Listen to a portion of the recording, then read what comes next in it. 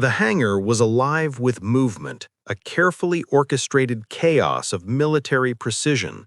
Soldiers in crisp uniforms moved briskly between aircraft, maintenance crews checked engines and hydraulic lines, and security officers monitored every entry point. In the middle of it all stood Lieutenant Commander Mara Bennett, her uniform impeccable, her boots polished to a mirror shine.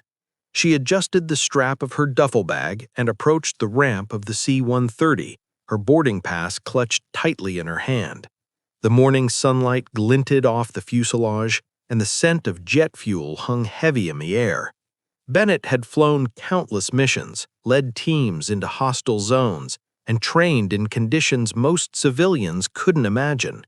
Yet today, at this base in a remote region, she felt an unfamiliar tension pressing against her.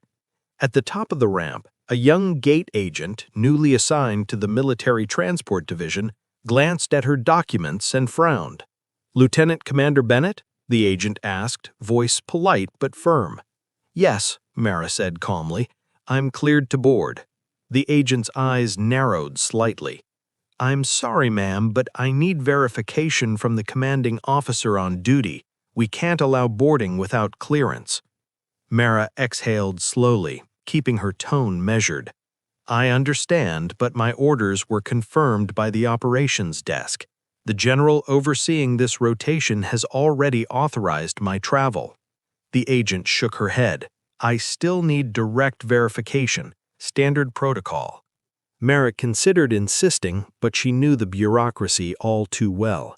"Very well," she said. "Who can I speak to?" The agent motioned toward a distant building near the hangar's perimeter. "General Prescott is inside, but he's busy with pre-flight checks. It might take some time." Mara's patience was steady, though the hum of activity and the urgency of the mission gnawed at her focus.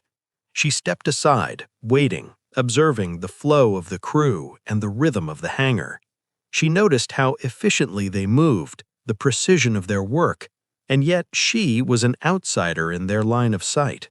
As the minutes stretched, Mara finally saw the general appear at the end of the hangar. He moved with a deliberate pace, his posture commanding, the weight of experience evident in every step. General Thomas Prescott had overseen countless operations, both in the field and from command centers. He was known for strict adherence to protocol, but also for the rare ability to recognize true competence instantly. Mara straightened as he approached. The gate agent immediately stepped aside, saluting. "Sir," the agent said, "we have a situation with Lieutenant Commander Bennett. She's ready to board, but I need confirmation." Prescott's eyes swept the hangar, assessing the personnel and the incoming flight. His gaze paused on Mara, resting momentarily at the base of her neck. A faint scar traced along the nape of her neck, partially visible above her uniform collar. His expression shifted, subtle but unmistakable. Recognition flashed in his eyes. He stopped. "Lieutenant Commander Bennett," he said, voice firm but carrying an undercurrent of understanding. Mara met his gaze. "Yes, sir." Prescott gestured toward the ramp. "Board immediately. You have clearance." The agent looked momentarily confused but quickly complied, stepping aside as Mara ascended the aircraft. Inside, Mara found a quiet corner and settled her gear. She reflected on the moments before Prescott arrived. Had they stopped her because they didn't recognize her? Because they assumed that a scar didn't belong to someone of authority? The scar on her neck was more than a mark. It was a reminder of missions completed, wounds survived, and sacrifices made.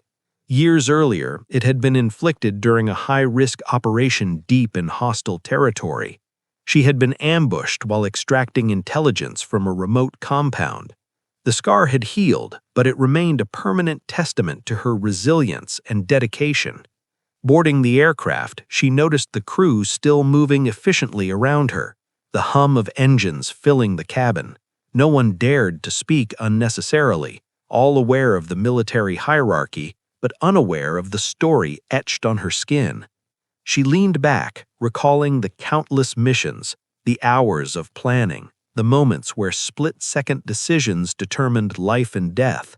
Her role had always been to lead with precision and integrity, yet recognition wasn't always granted immediately. The mission she was boarding for now was equally critical. Intelligence reports indicated a destabilized zone where rapid response was essential. The team she would join had been in position for hours, relying on her leadership to coordinate extraction and ensure operational success. As the aircraft began its slow taxi toward the runway, Mara's mind wandered briefly to General Prescott's reaction. It had been a fleeting glance, but loaded with significance. That single acknowledgement had changed the dynamic entirely. Her authority, once questioned at the aircraft door, was now indisputable. The scar had silently communicated experience, endurance, and credibility. The memory of past operations reinforced the lesson. Sometimes, the most visible indicators of leadership aren't medals or commendations. They're lived experiences, scars earned through service. The flight itself was tense, a low hum of engines mixing with the occasional click of harnesses and the shuffle of mission equipment. Mara reviewed the mission brief again, visualizing insertion points, exit strategies, and contingencies. The scar on her neck itched slightly, a subtle reminder that the body carries history even as the mind plans the future. Moments later, the aircraft reached cruising altitude. Mara moved through the cabin, checking each team member, exchanging brief nods and silent acknowledgments. The mission depended on cohesion, on trust, and on the implicit understanding that everyone's experience mattered. She reflected on the moments at the hangar door once more. It wasn't the gate agent's fault that recognition had been delayed. He had followed protocol. Yet it highlighted a critical element in military operations. Assumptions could create delays, and small misjudgments could carry large consequences. As the ground below blurred past in patterns of green and brown, Mara prepared for the tactical insertion. She knew that once on the ground, all of the bureaucracy, all of the hesitation at the aircraft door would be irrelevant. Only training, skill, and execution would matter.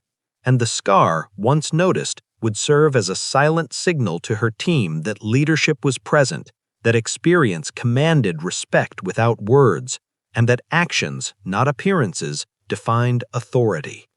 Hours later, when the team landed at the forward operating site, Mara led the briefing with calm precision.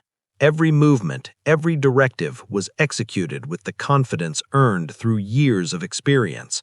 The initial hesitation at the aircraft door faded entirely from her mind. It was replaced by the clarity of purpose and the respect silently conveyed to those around her.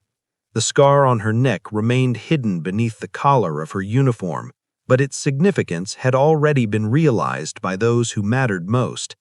In the debrief that evening, General Prescott personally commended the team's efficiency and highlighted Mara's leadership.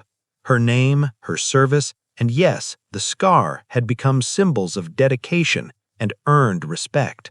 No one questioned her authority again. And for Mara Bennett, the lesson endured. Recognition may be delayed, assumptions may be made, but true experience cannot remain hidden forever. The mark of sacrifice, the evidence of resilience, and the proof of capability will always speak when it matters most. She had been stopped at the aircraft door, questioned and underestimated, but one glance from a general, one recognition of a scar that told 1,000 stories, had affirmed what she already knew. Authority isn't given, it's earned. Respect isn't demanded, it's observed. And in the life of a warrior, sometimes the smallest details, a scar, a gesture, a glance, carry the weight of an entire career.